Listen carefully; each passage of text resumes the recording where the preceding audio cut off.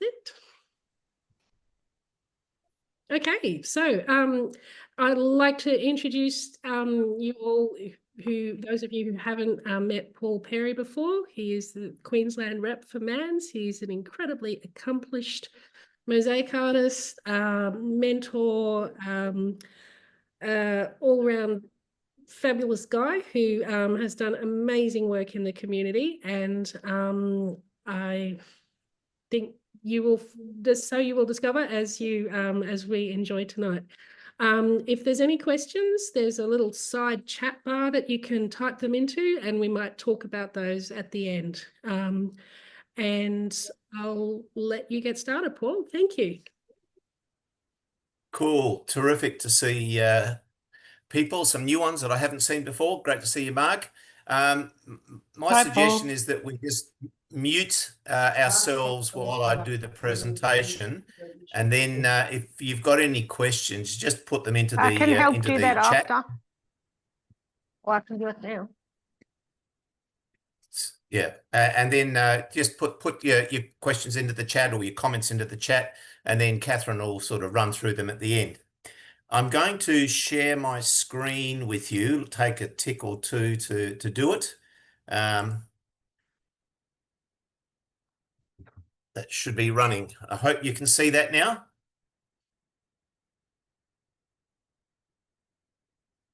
Right, okay. As you may or may not know, I spent most of my working life in local government, the sphere of government that's closest to the people. And in my 30 years of working with council, that was a council in South Australia, the city of Charles Sturt, I got a lot of experience in interactions with the community, not just informing or consulting with residents and stakeholders, but genuine engagement, participation in projects and in decision making. And this really informed my love of community projects. And as I got into mosaics, my approach to community mosaics was informed by that experience that I had in council.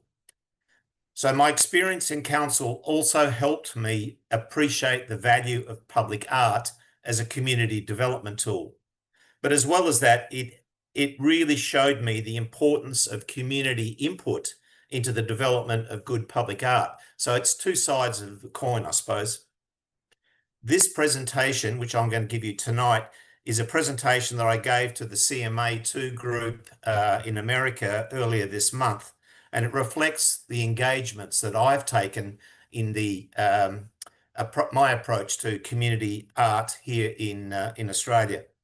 And it gives me a really interesting and good platform to show off my work that I've been involved with over the last 7 years here, particularly in Bargara, Bundaberg, Hervey Bay and Maryborough. I hope you enjoy the presentation and find it informative. And as I said, if you put your questions and your comments in the chat, then at the end of the presentation, I'll have a chance to respond to them and we can have a conversation at the end of it. So I've titled the presentation, Engaging with Communities for Better Mosaic Outcomes. So the first group that I was engaging with when I started this journey that I've been on with mosaics was with a local festival. When I started mosaics, I really came from a background of not knowing anything about them. And I spent the first 6 months literally locked away in my garage doing 26 panels based on graffiti tags throughout our local area. That gave me an opportunity to get involved in all the different techniques, learning how to use tools, learning to mosaic in different forms. And I created this series of works which were really to, I suppose, to teach me, to give me experience and opportunity to just learn. And when I'd finished these panels, it just happened to be a time where they were starting to plan a local exhibition, or sorry, a local festival in our area called the Crush Festival.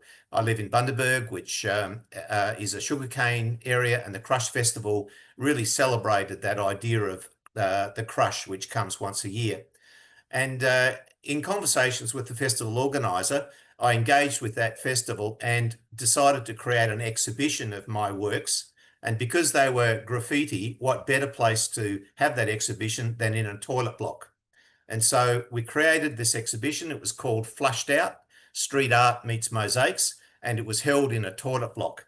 And the reason that I did that was that I wanted to engage with the community about the possibility of creating a significant community mosaic around that toilet block.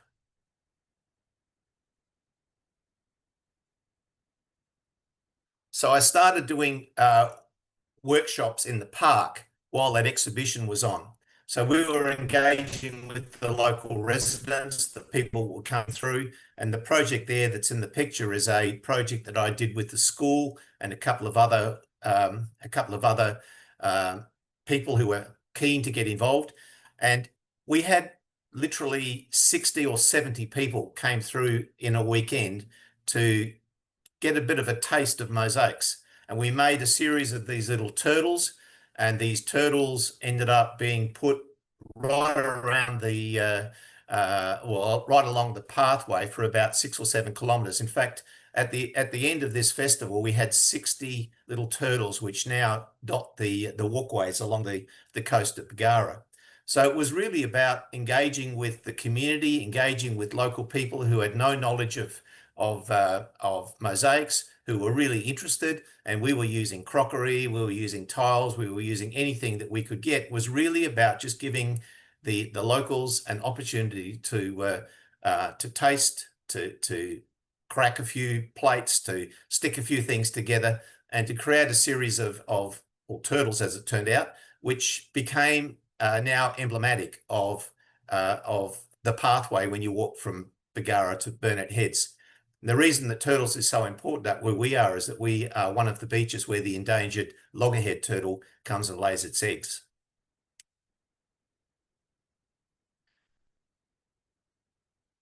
As part of that engaging, I also started to find a number of local residents who are really keen to get involved in a project. And these people, again, all of them had no experience whatsoever with mosaics, but they were really, really keen to say, I want to get involved in something. I want to do something that's local, and I want to do something that's going to make a difference in my community. So we started the process of building skills, and I worked with these 50 people who'd signed up to be part of this project over 12 months. And we moved from making little turtles to starting to make fish, because the project that we were going to work on was about creating a wall of fish, honouring our barrier reef and honouring the connection that we as a community had with that reef. I also started engaging with local artists. There were 3 artists that I worked with, one Indigenous artist and 2 others who well, one of them was a digital artist who was able to put my ideas into some form that incorporated the other drawings that other artists were involved with, so that this truly was a community project. We had multiple artists, we had multiple people involved in it, and these were all ideas and design components that were coming together to make a design that I worked with. I started working with schools. I worked with 4 different high schools. It just happened that this year the curriculum for art included a public art component, and I was able to get a gig as artist in residence in 4 schools for half a year. And I turned up at the school 1 day a week, and we worked with the kids in developing designs. We worked on creating a competition to see which design was going to win, and then we went ahead and created the winning competition into a component that went into the project. I also worked with a couple of Indigenous groups, Indigenous school group and an Indigenous community group, to make components for the project. As well as that, we engaged with the South Sea Islander community. Bundaberg and Bargara has a history of Kanakas being brought out to work on the cane fields, and there's quite a large community of South Sea Islanders in the area, and I wanted to honour their history and their involvement in the process. And so this design was one of the components that we worked with them and that community to create, to be included in the project. I also worked with another group which you often don't think about when you think through community projects, and that is the at-risk group. And I worked with two different, I suppose you could call them, they were groups of children who dropped out of the school system, who would basically had been through the court system, and were trying to find a way through life. And I was able to work with them and create some components for that as well. So it's really about opening your mind to who you can get involved in a project that involves a wide range of community people. And of course, one of the things that I really understood was the power of international engagement through Facebook. This was a couple of years ago. I made one post on a Facebook page, and literally within a week, I had 30 offers of fish being made from England, US, Tunisia, right around the world. And they were people who were really keen to be involved in this sort of community project. As I said, that was one post on Facebook, so never underestimate the power of Facebook. Of course, in these projects, communication is the key. And when you have a number of communities, as I call them, that I'm engaging with, it's important to keep the communication up with them at all times. I was talking to the local media, I was talking to the local newspapers, I was talking to the radio stations, talking to the television, I was talking to the community newspaper and newsletter publishers that were happening around the area. And of course, I was on the speaker circuit of all of the clubs, the Lions Club, the Rotary Club, the Probes Club, and really spreading the good news about this project, and getting people not only to appreciate it, to understand it, but hopefully to put their hand in their pocket and actually throw some money into the sponsorship for the project as well. And yeah, it was one of those things that you had to really work hard at keeping up with, but nevertheless, it paid off. And then in the middle of this particular project, COVID happened. And of course, a lot of that engagement was put on ice. I wasn't able to hold the workshops that I was holding 2 or 3 times a week in my garage. And while that was a disappointment, it also gave me the opportunity to work on the feature piece on this particular panel. So I literally had 6 weeks then on my own to work this through, and ended up creating this feature piece for the panel.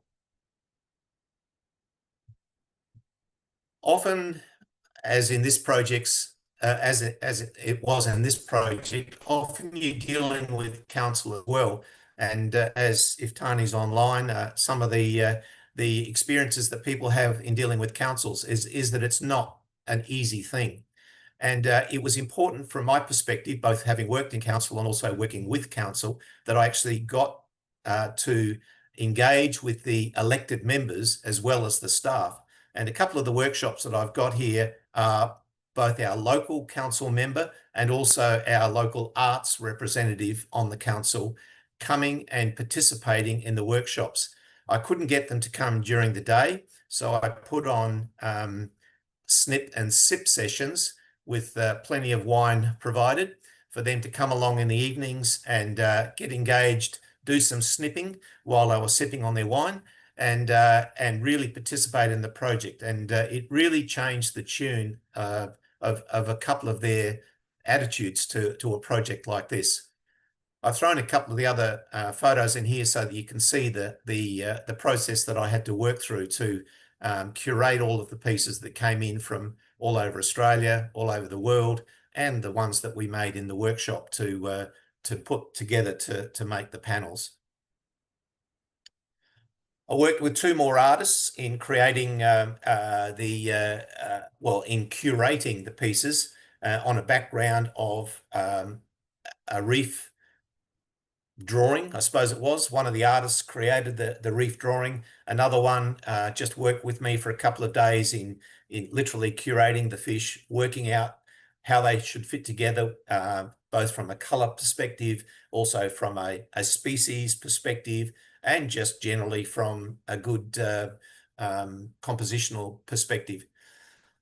And as I said before, because I was working with council, I made sure that the manager that I was working with came out to see this particular process so that he could understand what was happening. And we had kids involved, we had family involved, we had locals involved. This is a panel that runs out to about 10 meters long, and we had it laid up and down our driveway, and we had literally everybody in the community walking past as we were dealing with the curation of all of these pieces onto the panels. And then, of course, it was the hard job of not only gluing the fish together, but working through the infill, doing all the reef designs, all of the background, and putting that together. And again, these were workshops that we were holding 3 days a week, and I was having to turn people away. We were getting 10 people a day coming to these workshops, and literally I had 50 or 60 people coming in over that 6-month period working on this project. These are a couple of panels. 2 of the panels that I did were based on some drawings that one of the local Indigenous artists provided me and gave me legal permission to translate into mosaics. This one up on the left-hand side here is a painting which was the first painting that he did. Dylan Sarr is his name. First painting that he did when he became a professional, and it's actually based on a story of him learning to swim and fishing in the creek, literally at the bottom of the toilet block where this panel is all coming together. The panel up the top is one that the school made. One of the schools that I was dealing with made as their contribution to the project overall. And there's the final result of what we're talking about. Quite an extensive project. Took 2 years to pull together, as well as having I think I applied for 14 grants. I was successful in 7 of them. Small amounts of money, which together contributed significantly to the overall project. But as well as having that, I was very careful to engage with the local tourist authority. In fact, the Bundaberg Regional Tourist Authority was a fantastic support, because they took on board the idea of creating the story or the narrative for this project.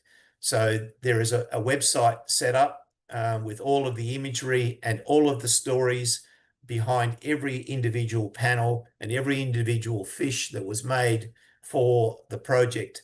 And that website is one now that sets and contains all of the information about that project. So if anybody just asks me, how did you do it? What did you do? All of that information is there. There's a 50-page document on the creative journey. It talks about all of the grant applications. It talks about all of the processes, and there's a story of every one of the individual fish and the panels that make up that project. So just to summarize, it's 43 square meters overall, 33 panels, over 1,000 pieces of tessera, 260 fish, 100 fish makers, and they're from all over Australia and around the world. I involved 4 schools, 3 Indigenous and South Sea Islander groups, 5 different community groups. We had over 260 volunteers involved with it. And when I did the calculation, we took more than 6,300 hours. And my simple calculation was it was worth about $280,000 back in 2020. The project won the Australia Day Award in 2021 for our local council. So it was a project that was very well recognised in our local community. And then in 2023, it won the Bronze Award for the Australian Street Art Award for the best community art in Australia. So it's had significant recognition, and there's been a couple of articles published on it in international publications, including over in England and in America.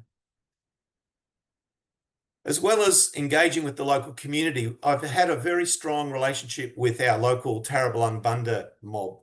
The developer that I work with a lot on the projects that you'll see through the rest of the presentation has a very strong connection to our Indigenous brethren in Bargara, and I've worked closely with him and through him with our local Tarablang Bunda elders.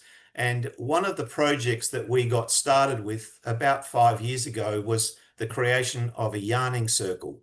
A yarning circle really is just a space where people come together to have conversations, often in the traditional sense where culture and discussions are passed on from generation to generation. And this particular place was a place that we created down on the coastal strip of a subdivision. And when we put this together, we created a windbreak around the yarning circle using large boulders, which came out of the site. And as part of the conversation, the developer said to the elders, how about I get Paul to create some images that you provide to him in Mosaic so that it actually both beautifies but also gives a series of stories that you can share as part of the conversations that happen in the yarning circle. And that's what happened. I worked closely for about 6 months with the elders, and they sourced and provided me with a series of drawings which come out of their archives, which they had elder permission for me to recreate or reproduce in mosaics. And these are a series of works. And not only are they images that are there, but these words that are embedded in each of the images are one of the first times that their language, which is obviously an oral language, has been put into writing. So words like buru means kangaroo, moi is the emu, and we've tried to working with the elders, create a permanent, if that's the right word, a use of language which is about educating our community as well about part of the culture that our local Indigenous people are working through. So Ungala, the eagle, Gurul, the local fish, and Jackeye, the sand goanna, are 3 more of the images that were provided to me. And then I also worked with local photographers, and these 2 whales were based on photos that one of our local photographer who goes out on the whale boat every week has taken. And these photos of these whales were taken literally just off the coast where they're installed now. And these whales, this particular spot is one of the best whale watching spots from the shore up in this section of Queensland. The interesting thing about this word, the word that's on there is nuga. When we talked to the local Indigenous elders about a word for whale, they went away and they came back and said, we don't actually have a word for whale, not a specific word. And they went back and they conversed and talked and had another chat, and they came back with this word nuga. And when we said, what does it actually mean? They say, great spirit of the deep. It was a way that they were able to describe what a whale was without necessarily having the word for it. And I found that that's a fascinating way of language being developed, and then for us to be able to put it into a hard space where it's actually now written and part of the culture. So this place is now called Nuga Walla. Walla is rock, because there's a rock sculpture of a whale up on top of this place as well. Miba is the local loggerhead turtle. This particular mosaic is based on a photograph that another local photographer took. Loggerhead turtles are very difficult to photograph at sea while they're in the water.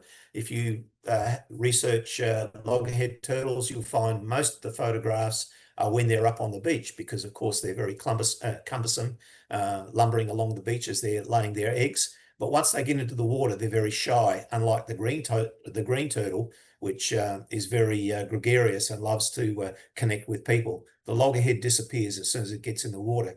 And it took Tracy Olive, who took this photo, a long time to find a loggerhead. In fact, she sourced it and photographed it off the HMS Tobruk that had been sunk as a artificial reef between Bagara and Gari. Yeah, this particular loggerhead turtle is estimated to be about 85 years old. Of course, it's important to engage with your local council. This piece is a piece that I did for the Fraser Coast Council. It's a piece to celebrate the 100th year or centenary of the Elizabeth Park Rose Garden. But the interesting thing about this is in the design for this particular piece, I included a series of roundels which told the story historically of this particular site. You can see in the left of the site, it was originally the first graveyard for Maryborough. It then became a children's playground when it filled up so quickly that there was no more room for bodies to be buried there. It then was converted into a park, and the Maryborough Horticultural Society was involved in that process. There was then 400 roses donated by a nursery, which triggered off the idea of creating a rose garden in this place. And then both the Rotary Club and Zonta were involved and continue to be involved in maintaining some of the beds of these roses. And so what I did while this piece was a commission, I involved the community in creating components of this piece. So those roundels we made over 4 weekends as community projects involving local service groups, the Rotary Club, people from the Zonta Club, people from the Historical Society, and also people from the Horticultural Society came down and worked with me, and we created those roundels, which I then embedded in the piece to sort of try and tell the story around the rest of this component. This is actually based on a map of the Rose Garden, and the trees down the side are trees that the council plants around the edge of this Rose Garden. Sorry, the council doesn't plant them. When somebody in this area turns 100, they get the honour of planting one of the trees around the edge of the Rose Garden. So not only is the Rose Garden 100 years old, the trees that are planted there are planted by centenarians from Maryborough. This piece here is another community piece which I worked with the local service club and with the local community to put together. So this was a piece which honours the local Lions Club, being the creator of this park, the first park for people with disability in the Bundaberg region about 28 years ago. It's something that I thought needed to be told, or the story needed to be told. And I thought a really good way to do this was to create a community mosaic. And again, I involved the Lions Club not only in the design, but members of the club actually came and helped in the process of putting this together. But we also had about 40 or 50 members from the general community who came in and were involved in this project. It took about 3 months to pull together. So again, I'm using toilet blocks in our community as canvases, and there's a project that we've got running to do another 4 or 5 projects over the next 10 years, which will create an art trail along the series of toilet blocks along the foreshore that we've got. And each of these will be community projects that will tell different stories about different areas. So engaging with the community, engaging with service clubs is a very important part of what I see ways of creating good public art in space. Another group that I try to engage with is other local tourist providers. This panel is a big mosaic panel which has just recently been put up in a brand new resort, the Turtle Sands Resort. It's a conversion of a site that is right next to the Monrepo Turtle Research Centre, and so there's a very strong focus here.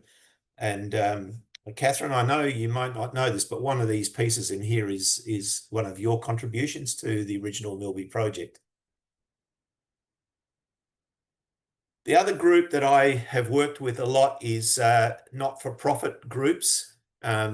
When I was going through a difficult period in my relationship with council, I was having so many problems getting approval for projects that I decided that I wasn't going to work with councils for a while. And I started working with not-for-profit organisations. And this particular group, Community Lifestyle Support, is a disability support service that employs about 300 people that work out of this particular site, and they have a makey space, they have a nursery, and they've created a bush tucker garden that runs around the back of their site that links different components of it together. And the suggestion was made that we involve community in creating a project that has an Indigenous focus because of the bush tucker garden. And so I engaged with my local Indigenous mob, and we came up with this design for the head of a snake. It's a duggan. It's a water rainbow serpent, which is not the creator serpent, but the serpent that comes from Gari, that created the strait between Gari and Bundaberg, according to the Dreamtime story. And that's a community project that we involved about 60 people in, made at the site at CLS. The sculpture of Jackeye, the sand goanna, is another community project. I made the armature, which is a welded steel armature, which was then hot dip galvanized, packed with polystyrene foam, wrapped with fiberglass mesh and cement. And then we overlaid a design on that, which again, I worked with our local Indigenous mob to create. And then we mosaic that as a community project here on site at CLS. And again, we involved about 60 people in that project, including a dozen or so people with disabilities. The belly of this goanna is all penny rounds, so it didn't involve any cutting, and that was deliberate so that we could allow people in wheelchairs and people with limited mobility to be able to still get involved in projects like that and work through and contribute to a community project like this. This particular goanna is about 4.5 meters long, so it's quite a substantial piece, and it takes pride of place at the end of the bush tucker garden. Another group that I started to get involved with was the Arts in Health project. So in Queensland, our Arts Queensland works with the Department of Health and has been running a series of Arts in Health projects. And our local coordinator contacted me and said, could we do some Mosaic workshops with nurses and doctors as a way of contributing to this program and to give them some therapy that enable them to use the meditative practices of Mosaic to deal with issues of stress and all that sort of stuff. And I said, look, that's fine, but I wanted to do something more than just make a series of little butterflies that people took home. I said, how about we do something that we can have individual components that then get put together to create a mural, which could then be put up in the hospital. And this particular project is the outcome of a 6-week Arts in Health project. These pieces were all made by doctors and nurses and people in the hospital in the series of workshops that I did. They were then put together into a panel that's 2.5 meters by 1.2 meters. And it's now takes pride of place in the secondary entry to the Bundaberg Base Hospital in the centre of Bundaberg. And obviously the people who are involved in this walk past this every day.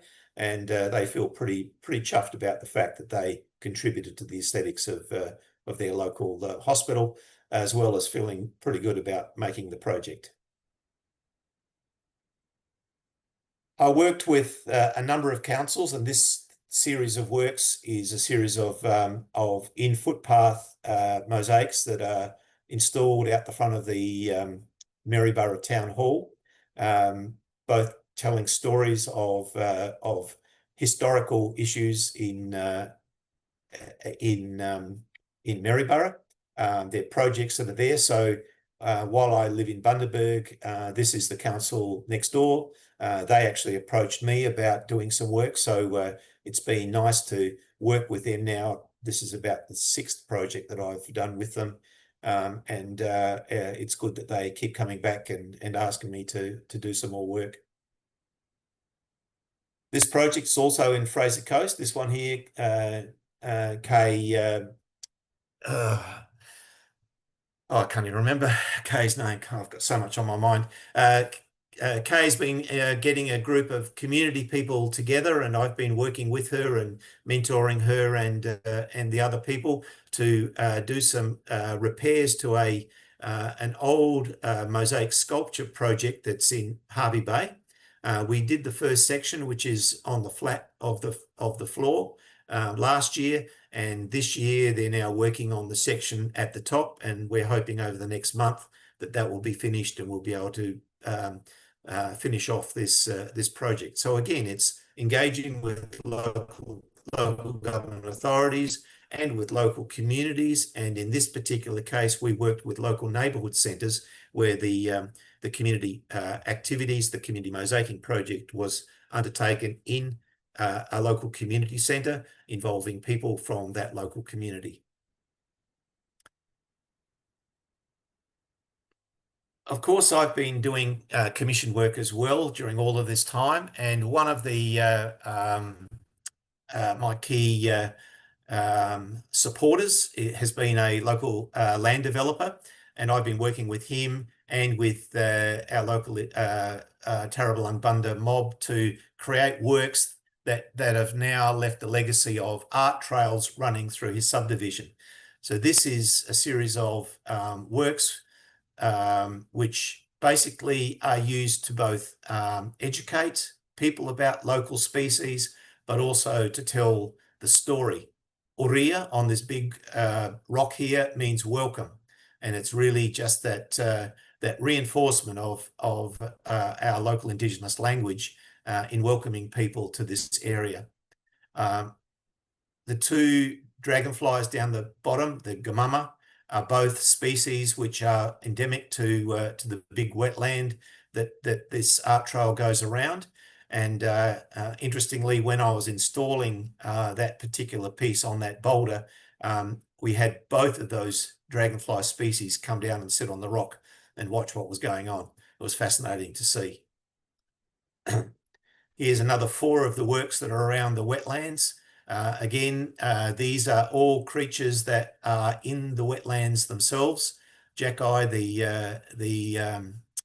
sand goanna, the little salmon-striped frogs that are in that piece, and that yellow-banded dragonfly are all species that we have seen in that wetland, and we decided to put them into place. And each of these pieces has now been accepted by council into their public art collection, and there's a program, an educative program that the council has put together, which is a science-based or biology-based program talking about species and interactions within wetlands between dragonflies, birds, frogs, and the process of educating people about that, as well as educating them about our local Tarabulung Bunda culture. The second piece on the top right is a Dreamtime story about long-necked turtles, the Milbys. This is the Milby sisters, and the story talks about the greedy turtles draining the local creeks by drinking them, and the animals recruiting a local rat-tailed kangaroo to come in and help them, and basically made the turtles regurgitate the water back in to fill the creeks. The one down the left is a green frog life cycle. So there are life cycle components in there. If you look closely, you'll see tadpoles and eggs, a series of ponds and pond flora, which ferns and water lilies that grow in the ponds where the green tree frogs are. And then down the bottom is two versions of green tree frogs, which are in the wetlands. In fact, we had a nighttime walk through there and listened to the sounds of these frogs, and we picked these frogs out. So this is Nuganbul. Nuganbul is the green tree frog in Tarrablang Bunda. And of course, schools are one of those groups that always love to have you come and work with their students and get involved in projects. I'm currently working with 2 schools on other projects, but this is one that we've just finished with the Elliott Head School. We work particularly with the Bunda Wanda Rangers, which is a group that looks to promote, support the local Indigenous culture. And that design is a design that we worked with the kids that picks up a lot of the designs that comes off the shirts that they wear, as well as picking up the 2 houses for the school, the dolphins and the turtles, and picks up the idea of this being a beachside suburb at Elliott Heads. A great project. Again, we had about 30 students involved in that project, and really happy with the way that that's come up, and it now takes pride of place in the front of the school. So that's a series of projects that I've been working on, both with the community, but also with our as commissioned work for people who are happy to commission me to do it.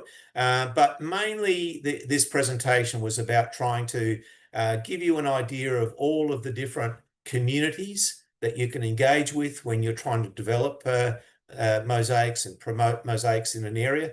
But as well as that, just really demonstrating, I suppose, the value of really good community engagement in creating quality artwork in the community. So I think that's my bit. So if there's questions, I'll stop the share here. If there's questions or comments in the chat, happy to have a talk. Sure. Wow, Paul, that's just incredible. Absolutely fascinating journey. Thank you for sharing all of that with us. I'll just read some of the comments. My first comment was, what an incredible privilege to be able to capture the Indigenous language in Mosaic for the first time in an artwork that's going to last for generations. That's just superb. I feel very honoured to be able to do that, and it's one of those things that our local mob are really excited about, and we're hoping to be able to do a lot more of it over the next few years as we continue through the next series of art trails that we're developing. Yeah, to capture language like that when it hasn't been recorded, I just find that mind-blowing personally, and so I'm in awe. Congratulations. Lisa has made a comment. I can't believe the energy and effort Paul must have had to have when working on so many people with these projects. Working with local people also gives ownership of the final mosaic piece that they can connect with as part of their everyday life. Very powerful. Yeah, I was just blown away by that, Paul. I've done community development in local government quite a lot as well, so I can really appreciate the energy and the effort that you would need to have to keep everyone juggling all those different balls with all the different players and so forth. And yet I can see the reward and the value that ends up with such striking artwork and such permanent. I think that permanency of mosaic is beautiful when it's outside like that, to be appreciated by everyone. Thanks. If you've read Helen Bodycomb's book, it's not permanent. It will eventually fade. It will eventually break down. It's the intention, and my intention of doing mosaic work is that it's going to outlast me. That's that's what I want. What happens after me, I don't mind. Yeah. No, you're right. It's a challenge to keep everybody motivated, to keep everybody going. One of the questions that I often get asked when I do presentations like that is, how do you maintain your quality when you've got so many people involved? And that is the challenge. And I've learned a number of techniques over the 7 or so years that I've been doing this that enables me to at least maintain a level of quality, but at the same time to be able to let people do their own things to some extent. I am always at the end of the day the quality assurance person. So, because it's my project that I'm facilitating, I do need to make sure that there's a quality standard that I'm happy with. And so, yes, I am a bit of a stickler for that. But at the same time, people also have to have the freedom to do their own work, and my approach really is to train them well up front to make sure they understand the value of andamento, they understand the idea of keeping grout lines even, the idea of looking at color, the idea of outlines, all of that sort of stuff. But I also have some little design techniques that I throw in there to try and make that a little bit easier. I think that that's a really good point, because I've done some group mosaics, and getting that quality control is tricky sometimes. But if you're teaching people at the outset how to do it in a way that's going to, learn the proper technique at the start, then they're going to be more engaged and continue on creating beautiful work. So yeah, it's all about training. But yes, when you've got such a large number of people, I can imagine that would be quite difficult to manage. Yeah. Look, I only work with a maximum of 10 at a time. So we cycle them through. There's just no way that I can manage that. I prefer about 8. That's about my ideal maximum. And when I'm working with like school groups and stuff like that are much larger, I really do lose it. And I have to come back in and do some work afterwards to catch up the quality. And children or students are much harder to manage than people who've got a bit more time. Yeah. Cool. Any other questions do we have? I'm interested in what support you have. I mean, are you applying for all the grants to local government, etc., and managing all of those processes with submissions and acquittals and all of that, as well as actually trying to do the creativity and the artwork and quality control? I know the short answer is yes. Oh gosh, amazing.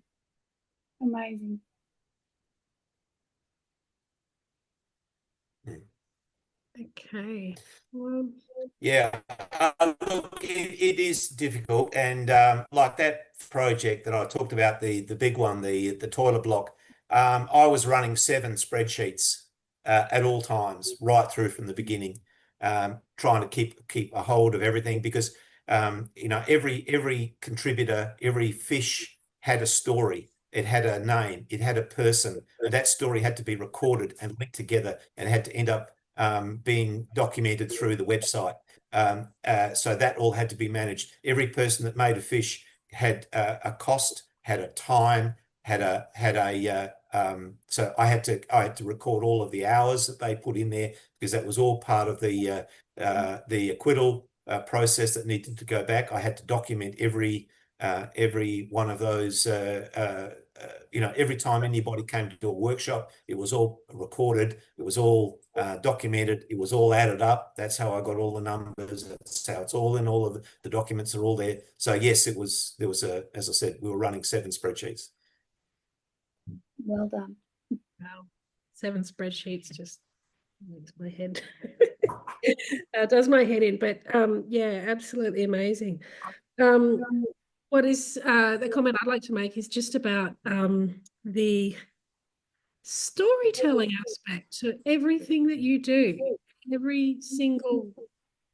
It's not just something pretty. Every single piece that you've created seems to tell a story, and I just find that absolutely I think that's fantastic, and I think that it just adds such another layer of meaning to the entire process, and that it not only tells a story, but it's the community who have helped shape that story. Yeah, there's a number of layers to that. One is that that's what an artist is. It's a storyteller using visual cues. But secondly, if you're looking to get grants, you have to have a story. Otherwise, you're not going to get any grant. So in a sense, if you don't have the story, then you don't have a project.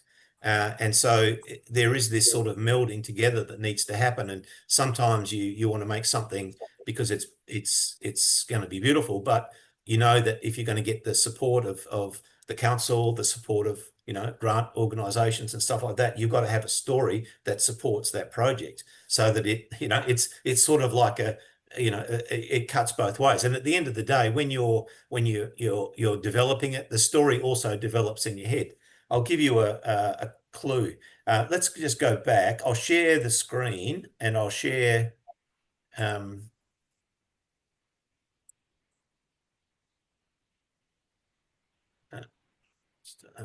What's happened here? Sorry. Do that again. Let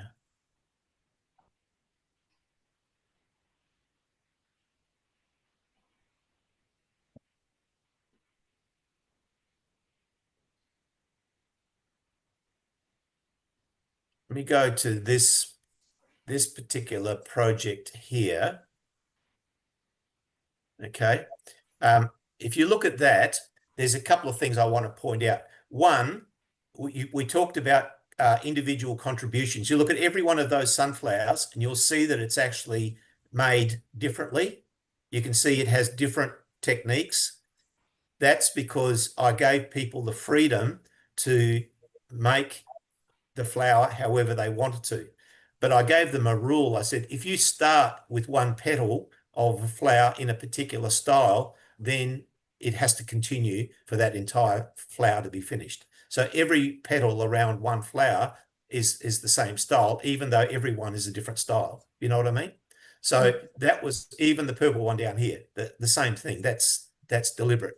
And the person wanted to do it. I said, that's fine, but you just need to make sure that you finish the flower off in that style. And the same with this. So we did this over a series of 6 weeks.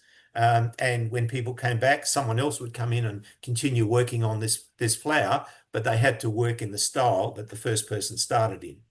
And as I said, each one of these flowers, we might have had half a dozen people working on each flower, but they had to follow the same style. And that was what the training that I was giving them. When I did the community consultation for this process, the reason we chose sunflowers is, one, I love sunflowers. Two, I'm Ukrainian, and sunflowers are, or my heritage is Ukrainian. Sunflowers are the emblem of Ukraine. Three, there's a sunflower farm down the road from where we are in Bargara. We drive past it every day. And so it's a common thing for us to see it. But when I started consulting with the disability agencies in Bundaberg, they came back to me and said, oh, we love your idea of sunflowers, because sunflowers are actually an internationally recognized symbol for non-visible disabilities. So all of a sudden, there's another layer of meaning behind this particular piece. So the story has another section of depth to it. So the sunflower is a symbol of unseen disability, and it matches in with the Lions Club, and it connects with all of the other parts of the story that we already had here. So yeah, that's just part of that issue about having a story. Even these three little birds up the top, they're birds are very common across the sky at Bargara. Just trying to think, they're a duck of some sort. Can't remember the name of it, but everybody talks about, oh yeah, I know that duck. That's something that is very much something that you'll see in Bargara. The other thing that you see up here is flying foxes, and I just didn't want to put flying foxes in there. Yeah. But so the story is very much about the process. Before council would approve this particular piece, and because it's on a council amenity. They had to sign off on it. They wouldn't let me do it, and they wouldn't let me include the Lions Club symbol in there because that is a copyright symbol. And so I decided, rather than just remove the Lions Club symbol, because this is about honouring the Lions Club, I actually wrote to the legal department of Lions International in New York and had a series of conversations with them and with the president of the local Lions Club, and got permission to include that in there officially.